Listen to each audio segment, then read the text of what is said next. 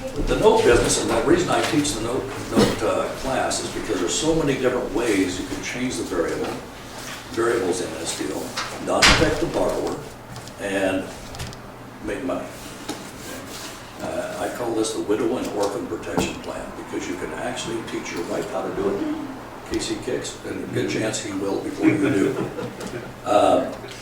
You can teach your kids how to do it, and they can use it without having to have mom know it. So that's the widow and orphan protection plan.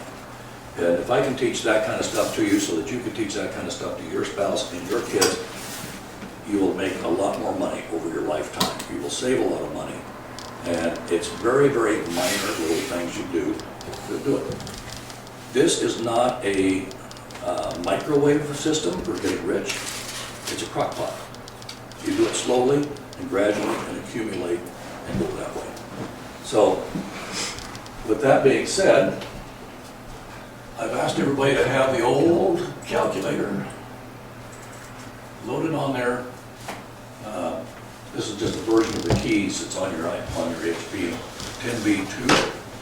If you've got a different one, you're welcome to continue using it, but it's a lot more difficult to use than the HP 10B. I've used the, I hate to date myself, but I remember the first calculator my mother bought it for me in 1971 when I got back from Vietnam. It would add, subtract, multiply, and divide. And you had to be plugged into something. There was no tape on it. It was just like, holy crap, I got memory on this thing. Then I went to the Texas Instrument first model. If you wanted a time value of money calculator, you had to buy the little strip that you would slide into it, and then it was a time value of money calculator.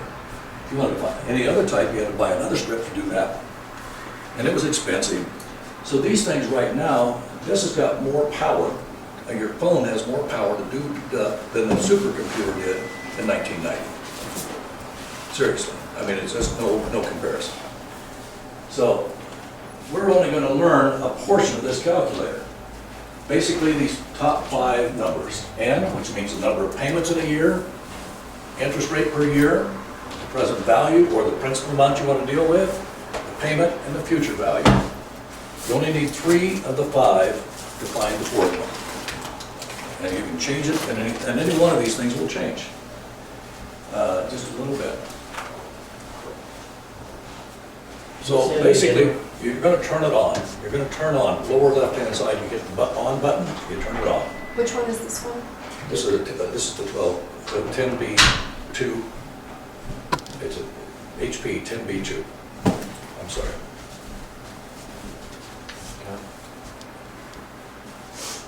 Well, that's close. That's all you need. It'll work. Yeah, that is it. So the numbers across the top in white. You'll notice that there's white numbers, then there's yellow numbers, then there's blue numbers. You're going to use 0 through 9. You're going to use the equal sign. You're going to use a little dot. You're going to sometimes use divide. The multiplication digits on here you'll use, but the ones you really care about are these up here at the very top. I know most of you have amortized a loan, but it's and we're going to do one right now, okay? Let's just do this. Can you go through what those top numbers mean again? That's the number of months. So I'm going to amortize this loan for 360 months. I go up here, I did 360, I get to N. Oops, other than I didn't do it right. Looks like that. 10B2.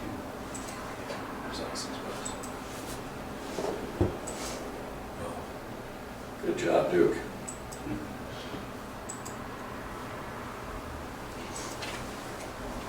$360, that's a 30-year loan.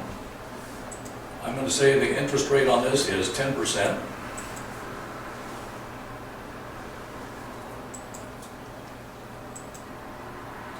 Per year. In other words, that's my normal, that's what I'm going to use to factor this thing. I'm going to say it's a $100,000 loan. That's my PV, principal value. So I know 3 of the numbers, right? want to know what the payment is for that. It's $877.57.